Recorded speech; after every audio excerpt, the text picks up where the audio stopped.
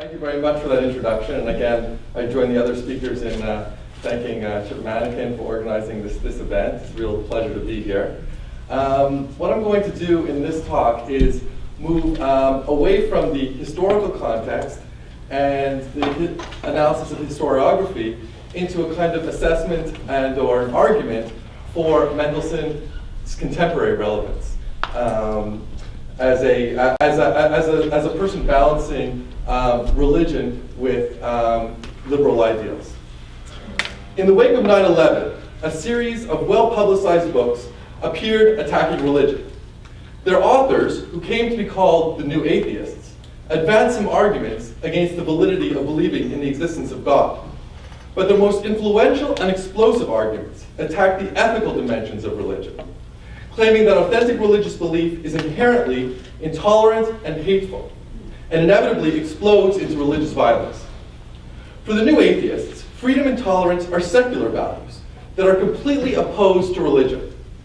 As the New Atheist Sam Harris put it in his 2004 book, The End of Faith, quote, "It is time we acknowledge that no real foundation exists within the canons of Christianity, Islam, and Judaism for religious tolerance and religious diversity." Moses Mendelssohn provides a striking counterexample to Harris's assertion. As one of the foremost Enlightenment thinkers, Mendelssohn embraced the humanistic values of tolerance, liberty, and the pursuit of happiness in this world. As he put it at the end of Jerusalem, "Reward and punish no doctrine. Tempt and bribe no one to adopt any religious opinion. Let everyone be permitted to speak as he thinks, to invoke God after his own manner or that of his fathers, and to seek eternal salvation wherever he thinks that he may find it, as long as he does not disturb public felicity and acts honestly towards the civil laws, towards you and his fellow citizens. Let no one in your states be a searcher of hearts and a judge of thoughts." End quote. But Mendelssohn also contended that these humanistic values were religious values. Even before the rise of the New Atheists, David Sorkin called attention to Mendelssohn's religious humanism, which he presented as part of a broader 18th century European phenomenon that he called the religious enlightenment. We've heard about this just now, again, very nicely. The New Atheists will have none of this, instead seeing the religious enlightenment, or what they call moderate religion, as simply a watered-down version of authentic religion, which is fundamentalist. Again, Harris, quote, "Religious moderation is the product of secular knowledge and scriptural ignorance. It has no bona fides in religious terms to put it on par with fundamentalism," end quote. Critiquing religious humanism is not limited to atheists. In a recent book, the eminent Catholic philosopher Charles Taylor dismisses Enlightenment religion, writing that, quote, "An observer today looks with stupefaction on this pre-shrunk religion." For Taylor, the religious dimensions of religious humanism are superfluous, and religious humanism is simply one step along the path to secular humanism. On Taylor's reasoning, Mendelssohn should properly be considered the intellectual godfather, not of Reform or modern Orthodox Judaism, but rather of secular Judaism. To be sure, Taylor is a much more sensitive and sophisticated interpreter of religious humanism than is Harris. But I would argue that both fail to appreciate the inner dynamics of the religious humanism exemplified by Mendelssohn. In what follows, I will present a sketch of Mendelssohn's religious humanism that outlines how its humanistic and religious elements cohere and complement one another. And in this way, I will argue that Mendelssohn has much to teach us about how to overcome today's secular religious divide. One way in which Mendelssohn establishes his religious humanism is through theological reflection. So he begins by trying to reason from the nature of God and see what we get, what we can conclude about the nature of the world and humanity's task in the world. He begins by asking, if God is so perfect, then why did God need to create the world? Mendelssohn answers, as had many Jewish philosophers before him, being perfect, of course God has no need of the world.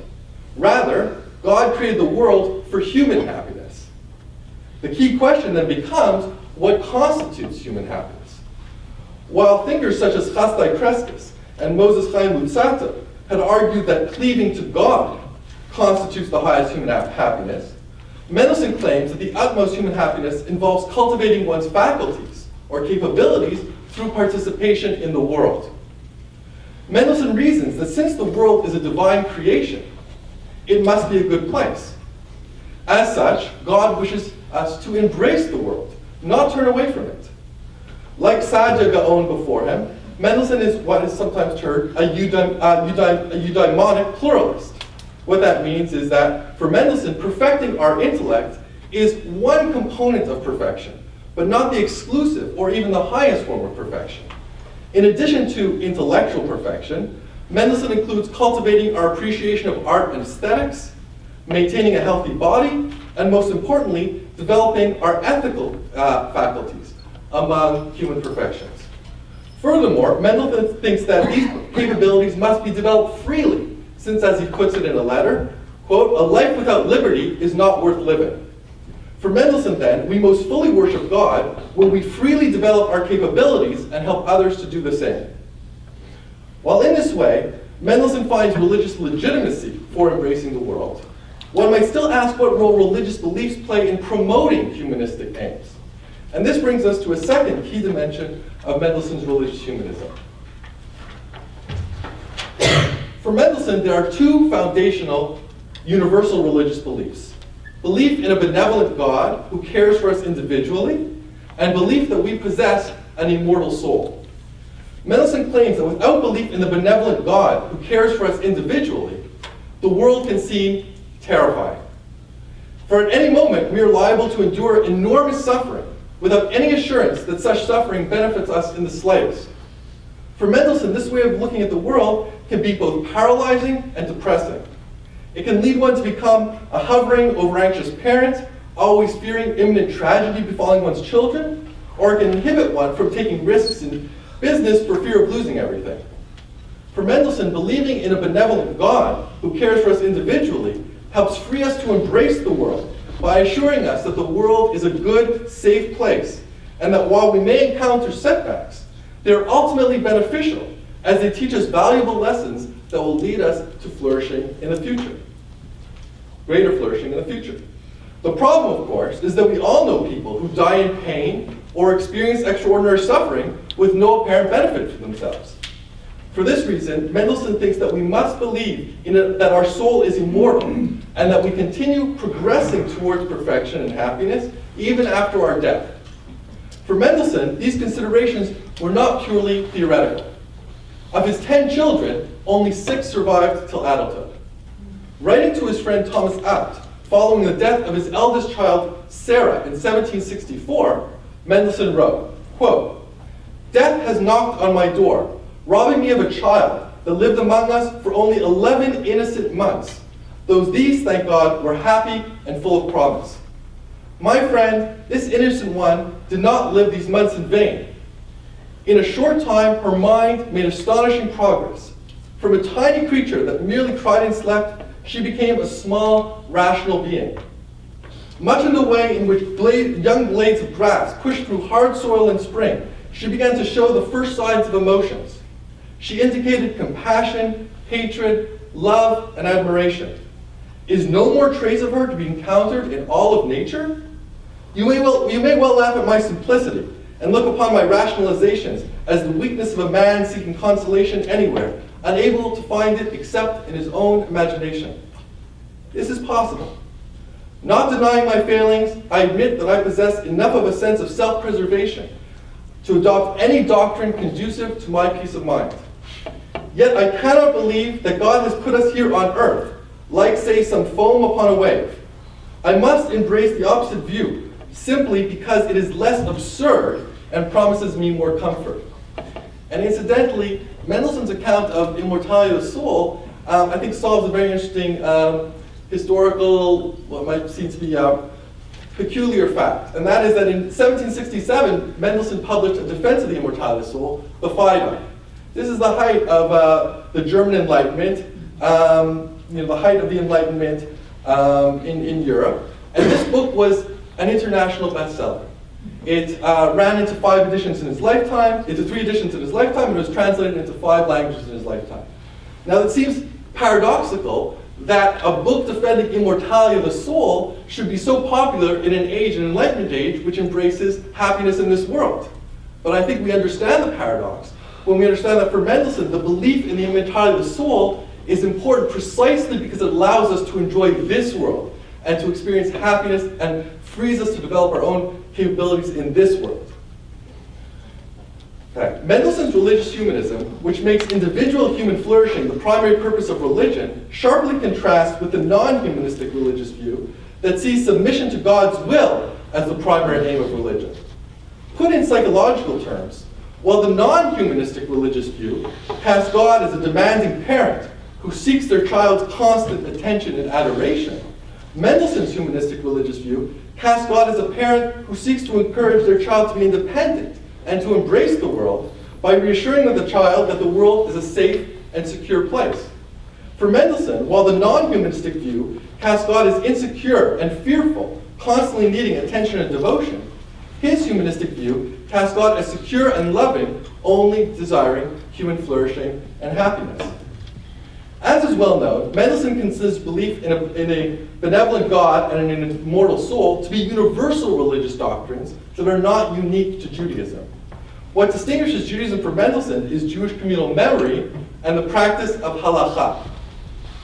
Mendelssohn seeks to explain the function of these two elements of Judaism in response to both changing social realities and philosophical problems.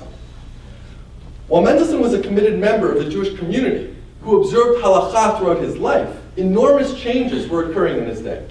Previously, the Kehillah, the Jewish communal structure whose authority was recognized by Christian rulers, could impose punishments for challenges to its authority or deviations from halakha.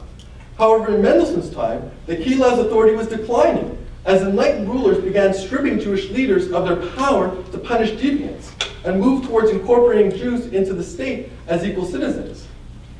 Mendelssohn foresaw that one consequence of the decline of the Kehillah would be that halachic observance and ultimately membership in the Jewish community would become voluntary. Jews could opt out of Judaism. This happened later in the 19th century.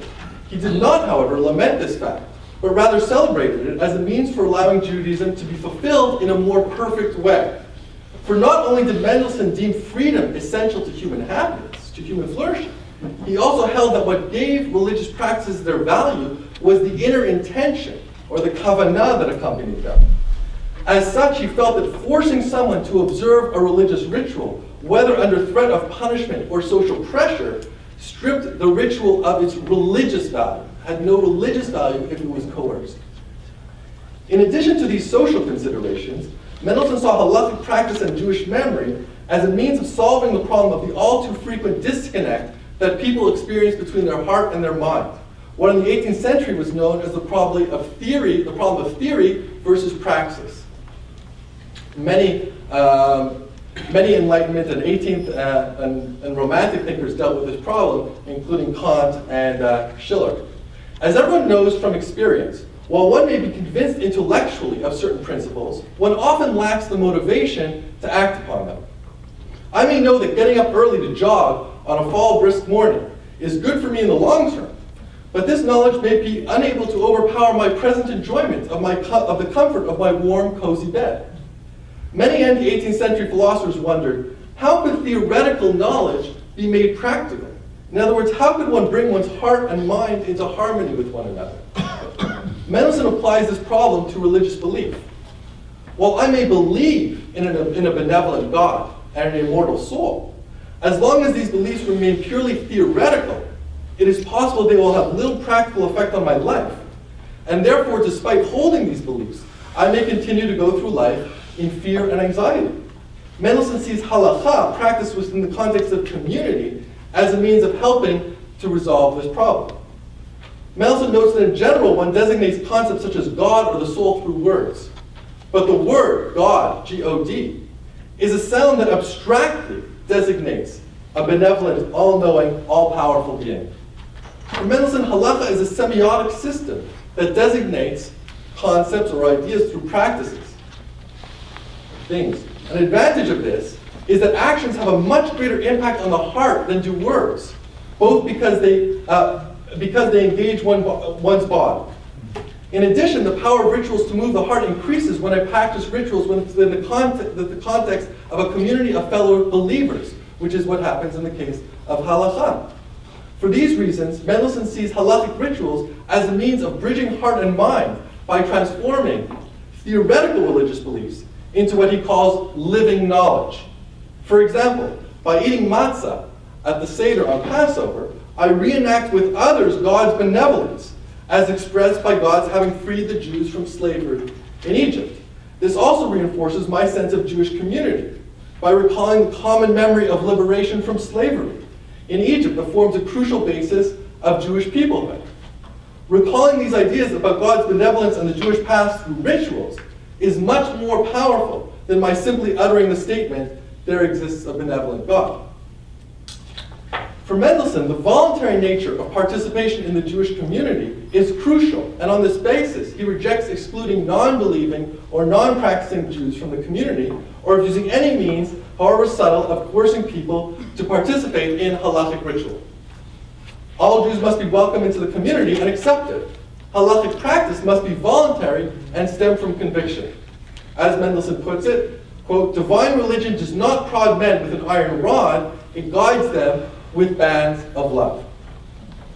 So before concluding, let me address three objections to Mendelssohn as I've described them.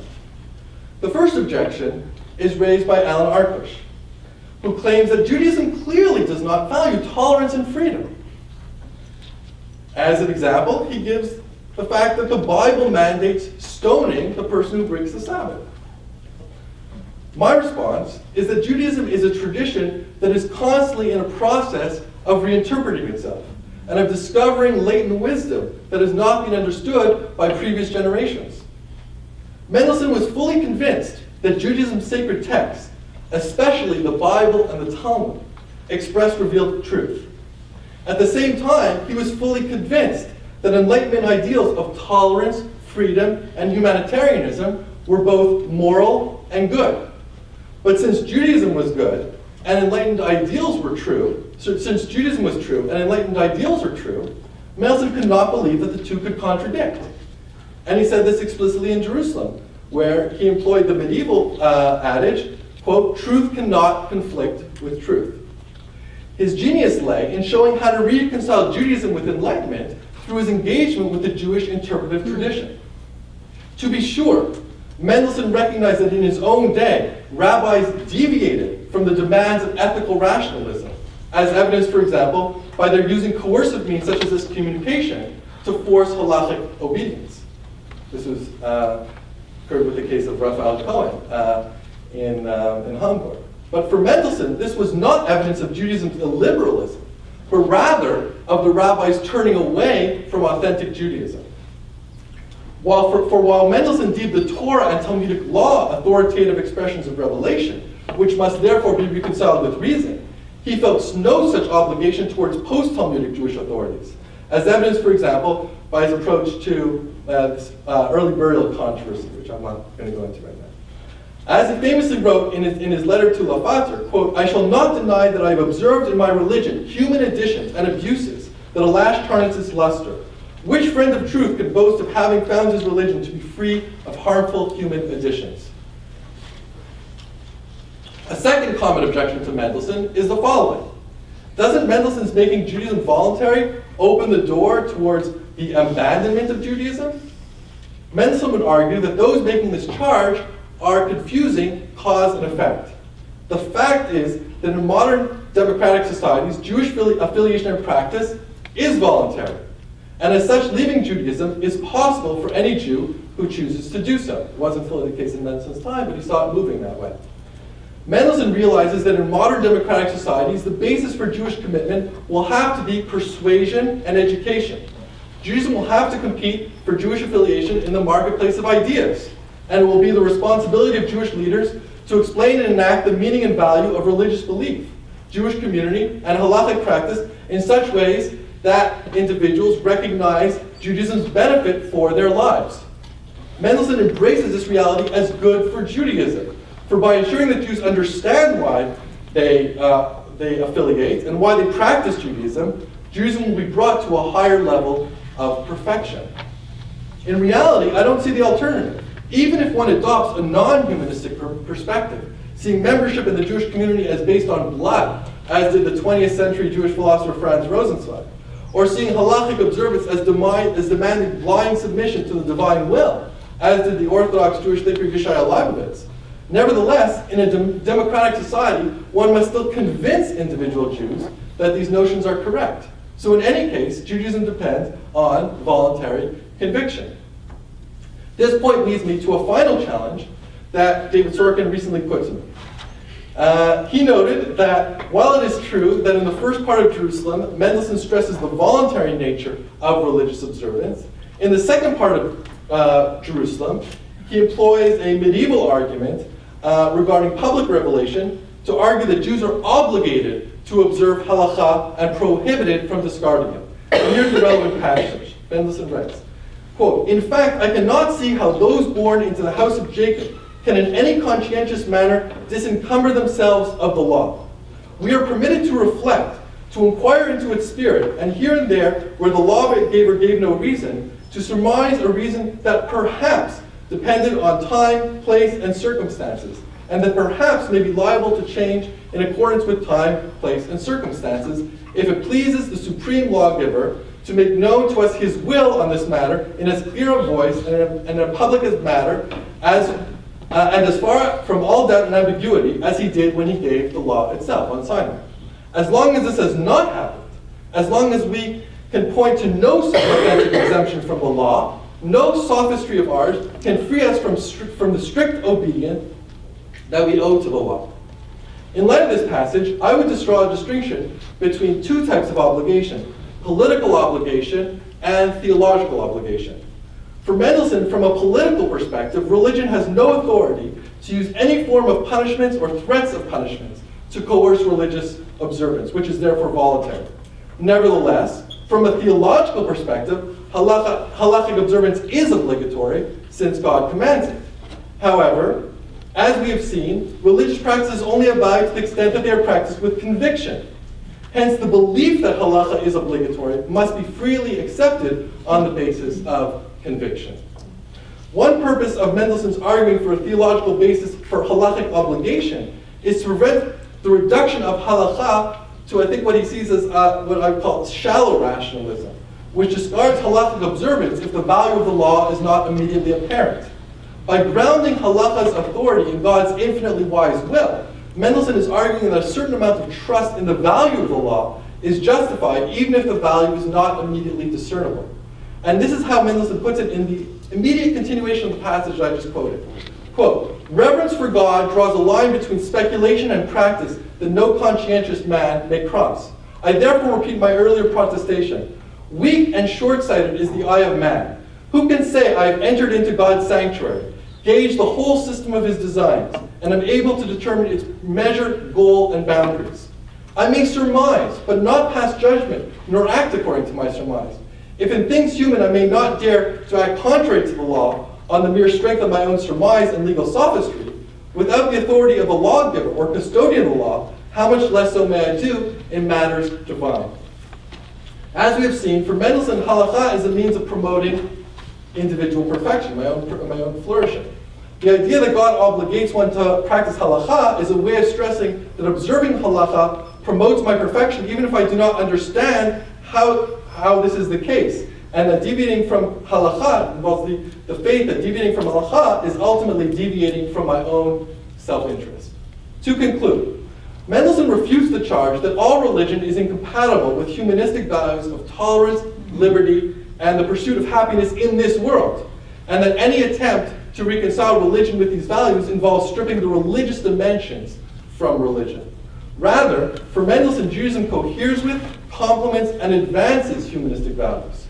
Mendelssohn's religious humanism is at once deeply humanistic, deeply grounded in Jewish sources, and I would argue deeply religious. There are many objections that can be raised to Mendelssohn's religious humanism, and there are many details to fill in understanding his picture of Judaism. What I hope to convey is a general picture of his religious humanism that helps illumine a path out of our divisive public debates over religion and secularism.